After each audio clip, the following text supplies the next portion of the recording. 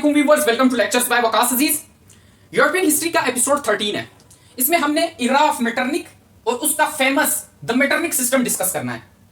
इससे पिछले एपिसोड में हम लोगों ने देखा था कि कंसल्ट ऑफ यूरोप एपिसोड 12 में। अगर आप लोगों ने वो वीडियो नहीं देखी तो डिस्क्रिप्शन में लिंक मौजूद है, जरूर जाके देखें। कहने की बात यह है कि एपिसोड 12 में कंसल्ट ऑफ यूरोप में हमने देखा कि मेटरनिक कितना एक्टिवली पार्टिसिपेट कर रहा है to crush all liberal constitutional movements, और Metternich was striving hard to restore absolute monarchy. तो हमने ये चीज देखी कंसल्ट ऑफ यूरोप में, लेकिन हमने ये भी देखा कि consult of Europe ultimately collapse कर जाता है, breakup of the consult of Europe. तो आज हम देखते हैं ये मेटरनिक के बारे में डिस्कस करते हैं, उसके मेटरनिक सिस्टम को देखते हैं। सबसे पहले ये देखिए कि Metternich was an Austrian chancellor. ये एक ऑस्ट्रियन चांसलर था। ही प्रिजाइडेड कांग्रेस ऑफ वियना इन 1815। इसको ये क्रेडिट मिला, ये एजाज मिला कि इसने कांग्रेस ऑफ वियना को प्रिजाइड किया था। ठीक, अब इसे प्रिजाइड क्यों करने दिया? क्योंकि he was reactionary, he was against all liberal constitutional movements, और he was a staunch supporter of absolute monarchy. ठीक, तो इस वजह से मेटरनिक को प्रिजाइड करने दिया कांग्रेस ऑफ वियना 1815 में। अब इसका जो इरा आता है मेटरनिक का 1815 से 1848 तक आता है। इस टोटल इरा की 1815 से 1848 तक इस टोटल इरा की कुछ स्पेसिफिक कैरेक्टरिस्टिक्स है, उसको डिस्कस करते हैं। Characteristics of the era of Metternich. सबसे पहले रिएक्शनरी एंड कंजर्वेटिव, क्योंकि मेटरनिक डेमोक्रेटिक आइडियाज के अगेंस्ट था, लिबरल आइडियाज के अगेंस्ट था, कॉन्स्टिट्यूशनल आइडियाज के अगेंस्ट था। वो जो फ्रेंच रेवोल्यूशन में स्लोगन लगाते थे लिबर्टी, इक्वालिटी, फ्रेटर्निटी, उसके अगेंस्ट था। ठीक, तो इसलिए जो पहला फीचर है इसके इरा का, it was marked with reactionary and conservative environment. ठीक, जिसमें अपोजिशन टू लिबरल मूवमेंट्स थी। कोई भी लिबरल मूवमेंट को उठने नहीं देता था मेटरनिक। जहां पे कोई लिबरल मूवमेंट उठती थी क्रश करता था।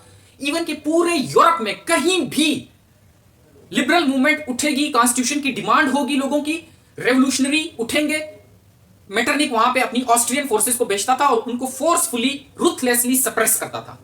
ठीक, आगे देखें, बिटर हॉस्टिलिटी टू नेशनलिज्म। ठीक, मेटरनिक नेशनलिस्ट फीलिंग्स को भी सपोर्ट नहीं करता था। ठीक, यहां पे मैंने ब्रैकेट में लिखा है जर्मन कॉन्फेडरेशन। जब हमने कांग्रेस ऑफ वियना पढ़ा था तो वहां पे हमने टेरिटोरियल सेटलमेंट देखा था कि पूरा का पूरा जर्मन कॉन्फेडरेशन किसके अंडर आ जाता है? ऑस्ट्रिया के अंडर। अब ऑस्ट्रिया और मेटरनिक का पूरा कंट्रोल है जर्मन कॉन्फेडरेशन के ऊपर, और जर्मन कॉन्फेडरेशन के अंदर जर्मन रेस के लोग रहते हैं। ठीक, जर्मन रेस के लोग रहते हैं। तो अब अगर जर्मन रेस के लोगों के अंदर नेशनलिस्ट फीलिंग्स जागेंगी तो वो चाहेंगे कि हम यूनाइट हो जाएं और एक जर्मनी बनाएं।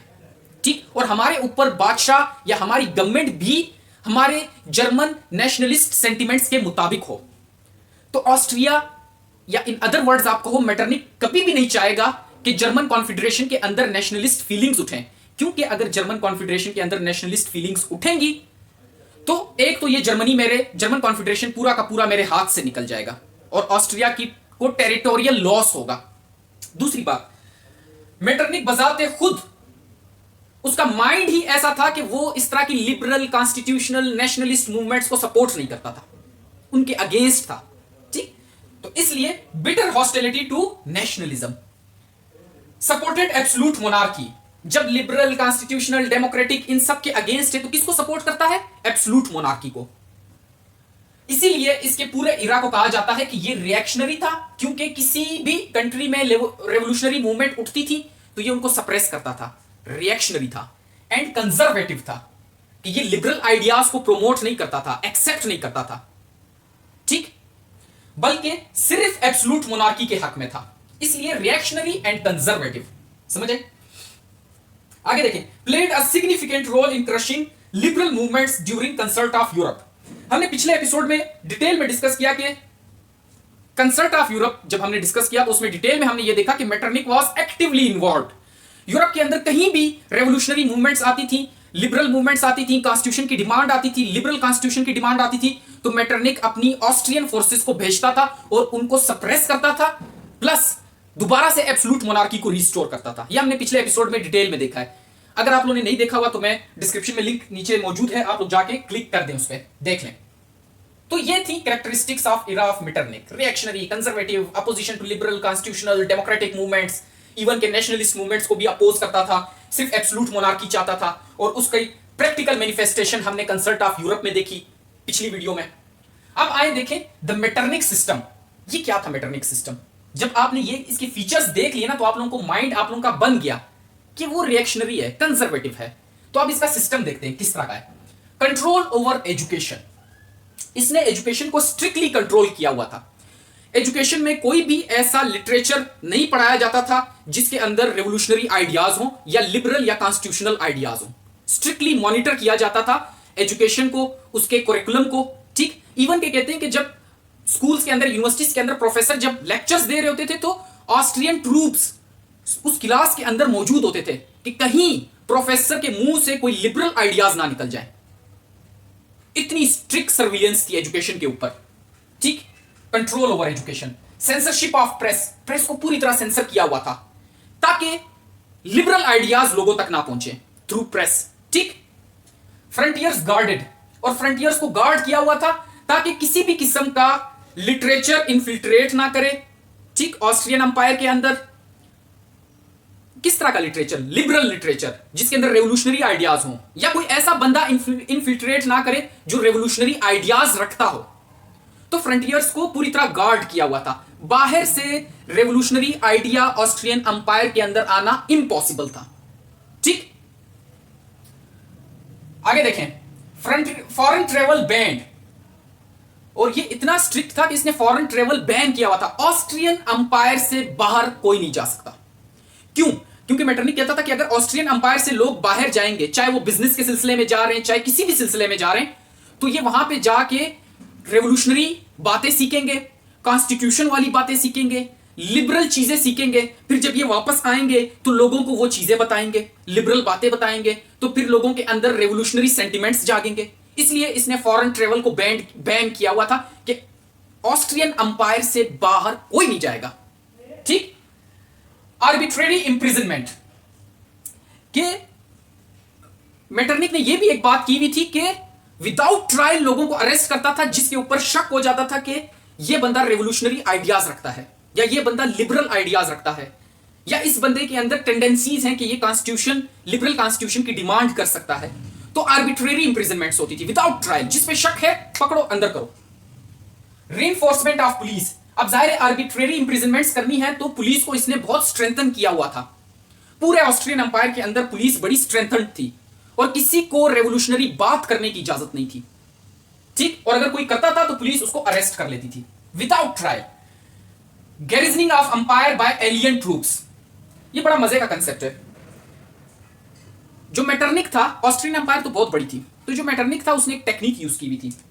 सपोज करें यहां पे स्लेव्स हैं, यहां पे ज़ेच हैं, तो ऑस्ट्रियन अंपायर में सपोज करें मुख्तलिफ जो स्टेट्स हैं छोटी छोटी, सपोज करें मैं इनको नाम देता हूं 1 2 3 4, इस कंसेप्ट को जरा समझे, और ये कंप्लीट ऑस्ट्रियन अंपायर है, ठीक। अब ये जो फोर्थ स्टेट है, इसके जो ट्रूप्स थे वो ये डिप्लॉय करता था 1 में, इस स्टेट के अंदर 1 के ट्रूप्स ये डिप्लॉय कर रहा है 4 के अंदर। इस तरह 2 के जो ट्रूप्स है वो डिप्लॉय कर रहा है 3 स्टेट के अंदर, और 3 के जो ट्रूप्स है वो डिप्लॉय कर रहा है 2 स्टेट्स के अंदर, 2 स्टेट के अंदर। क्यों इस तरह क्यों है कि एक कंट्री के ट्रूप्स को दूसरे कंट्री के अंदर डिप्लॉय कर रहा है, और उस कंट्री के ट्रूप्स उठा के किसी और कंट्री में डिप्लॉय कर रहा है, ताकि जब कोई रेवोल्यूशनरी आइडिया उठे तो ट्रूप्स को मारने में दिक्कत ना हो। समझ आ रही है बात की?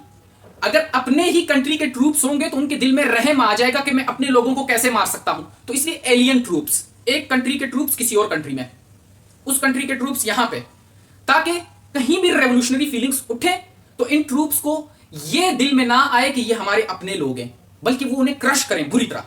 ये इसकी टेक्निक थी। यहां तक बात समझ आई? अब आगे आओ। जब ये मेटरनिक सिस्टम आपने स्टडी किया तो जाहिर है इसके कुछ ना कुछ रिजल्ट्स तो हुए होंगे मेटरनिक सिस्टम के। रिजल्ट्स ऑफ मेटरनिक सिस्टम, क्या रिजल्ट्स निकले? Intellectual stagnation. जब इसने एजुकेशन पे इतना स्ट्रिक्टली सर्विलियंस रखी हुई थी तो जाहिर बात है इंटेलेक्चुअल स्टेग्नेशन होनी थी। लोगों के पास जब लिबरल आइडियाज नहीं आएंगे, इनोवेटिव आइडियाज नहीं आएंगे, तो उनकी मेंटल ग्रोथ अल्टीमेटली रुकेगी, ठीक। आप सिर्फ वो चीजें पढ़ाना चाह रहे हो जो कि आप चाहते हो लॉयल्टी रहे एब्सोल्यूट मोनार्की के साथ, सिर्फ वो चीजें आप पढ़ाना चाह रहे हो। और उसके अलावा दुनिया में जो कुछ हो रहा है, लिबरल कॉन्स्टिट्यूशन, लिबरल मूवमेंट्स आ रही हैं, कॉन्स्टिट्यूशनल मूवमेंट्स आ रही हैं, उसका नॉलेज आपने रोका हुआ है, अपने स्टूडेंट्स को वो नॉलेज पहुंचने ही नहीं दे रहे, तो जाहिर बात है इंटेलेक्चुअल स्टेग्नेशन होगी। ठीक, लोगों के अंदर क्रिएटिविटी नहीं होगी, लोग चीजों के ऊपर सोच नहीं सकेंगे। अब जब हम सोचते हैं ना चीजों के ऊपर, तो हम ये देखते हैं कि यार यहां पे राइट्स वायलेट हो रहे हैं, तो उस कंट्री में अगर लोगों ने रेवोल्यूशन लाया था तो इसी वजह से लाया था कि वहां पे ये राइट्स वायलेट हो रहे थे। तो कैसे रेवोल्यूशन लाए थे? आपने इन सब चीजों से लोगों को रोक दिया, तो उनकी अपनी मेंटल कैपेबिलिटीज रुक गई, इंटेलेक्चुअल स्टैग्नेशन हो गई। अगला आता है इकोनॉमिक स्टैग्नेशन। जब आपने फॉरेन ट्रेवल बैन कर दिया कि कोई भी बाहर नहीं जाएगा, चाहे बिजनेस के सिलसिले में हो चाहे किसी और सिलसिले में हो, तो जाहिर बात है इकोनॉमी पे असर पड़ा उसका। जब आप किसी और कंट्री के साथ ट्रेड कर ही नहीं रहे, सिर्फ इस वजह से कि इस ट्रेड के चक्कर में कहीं रेवोल्यूशनरी आइडिया इन्फिल्ट्रेट ना कर जाए ऑस्ट्रियन अंपायर के अंदर, तो फिर तो जाहिर बात है इकोनॉमिक स्टैग्नेशन होगी, इकोनॉमी अच्छी तरह परफॉर्म नहीं कर सकेगी। कहते हैं जो ये मेटरनिक का दौर था ना, तो इस दौर में बाकी यूरोप के अंदर लोग डेवलप कर रहे थे, उनका एग्रीकल्चरल सेटअप डेवलप कर रहा था। ऑस्ट्रियन अंपायर के अंदर मेटरनिक सिस्टम की वजह से एग्रीकल्चरल जो डेवलपमेंट थी वो रुकी हुई थी, एग्रीकल्चर उसी अपने प्रिमिटिव स्टेज में था, उसके अंदर कोई एडवांसमेंट नहीं थी आई। ठीक, ऐसा क्यों हुआ? क्योंकि मेटरनिक ने फॉरेन ट्रेवल बैन किया हुआ था। ठीक, आगे देखें, separation of liberal and national feelings. Metternich system का एक रिजल्ट यह भी निकलता है कि इसने बुरी तरह सप्रेस किया, रूथलेसली सप्रेस किया, जहां भी लिबरल या नेशनल फीलिंग्स उठती थी उनको सप्रेस किया है। ठीक, अब देखें इतनी स्ट्रिक्ट सर्विलियंस है, पुलिस को स्ट्रेंथन कर दिया, आर्बिट्रेरी इंप्रिजनमेंट्स की, तो जाहिर बात है इवन के फिर यूरोप के किसी और कंट्री में भी अगर रेवोल्यूशनरी फीलिंग्स उठती थी, कॉन्स्टिट्यूशनल फीलिंग्स उठती थी, तो मेटरनिक अपने ऑस्ट्रियन ट्रूप्स को भेज देता था। तो ये बात ठीक है कि उसने लिबरल और नेशनल फीलिंग्स को सप्रेस किया। अब देखें इरा of Metternich and German confederation. अब इन दोनों का जरा सा कंट्रास्ट करते हैं। Metternich did not encourage the rise of German nationalist feelings. Metternich कभी भी नहीं चाहता था कि जर्मन कॉन्फेडरेशन के जो लोग हैं, जो जर्मन रेस से बिलोंग करते हैं, उनके अंदर नेशनलिस्ट फीलिंग्स आए, कभी भी नहीं चाहता था। क्यों? क्योंकि अगर उनके अंदर नेशनलिस्ट फीलिंग्स आएंगी जर्मन कॉन्फेडरेशन के लोगों के अंदर, तो वो चाहेंगे कि हम एक जर्मनी बना देते हैं, यूनाइट हो जाते हैं, एक ही जर्मनी बनाते हैं। और Metternich was against German unity, क्योंकि अगर जर्मन यूनिटी हो जाती है, जर्मन यूनाइट हो जाता है, यूनिफिकेशन हो जाती है, तो ऑस्ट्रिया के हाथ से ये पूरा का पूरा जर्मन कॉन्फेडरेशन निकल जाएगा, विच मीन्स कि ऑस्ट्रिया की टेरिटरी पे असर पड़ेगा, ऑस्ट्रिया की टेरिटरी अल्टीमेटली कम हो जाएगी, ऑस्ट्रियन अंपायर कम हो जाएगी। अब जर्मन कॉन्फेडरेशन में जो डायरेक्टली ऑस्ट्रिया के इन्फ्लुएंस में थी वो 39 स्टेट्स थी। ठीक, did not want to lose vast territory of German confederation. ये नहीं चाहता था कि जर्मन नेशनलिस्ट फीलिंग्स जागे जिसकी वजह से जर्मन यूनिटी हो, और अगर जर्मन यूनिटी हो गई तो फिर मेरे हाथ से जर्मन कॉन्फेडरेशन की जो वास्ट टेरिटरी है वो सारी की सारी चली जाएगी। तो वो इसलिए भी नेशनलिस्ट फीलिंग्स को इंकरेज नहीं करता था। ठीक, यहां तक बात समझ आई। अब देखें ग्रेट ब्रिटेन एंड मेटरनिक। अब इन दोनों का जरा देखें कि ग्रेट ब्रिटेन की थिंकिंग क्या थी और मेटरनिक की क्या थी। मेटरनिक की जो पॉलिसी थी वो पॉलिसी ऑफ इंटरवेंशन थी। किसी भी कंट्री में लिबरल मूवमेंट उठी है तो मेटरनिक अपनी ऑस्ट्रियन फोर्स को भेजता था और वो रूथलेसली उस लिबरल मूवमेंट्स को सप्रेस करते थे। Great Britain strongly oppose Metternich policy of intervention.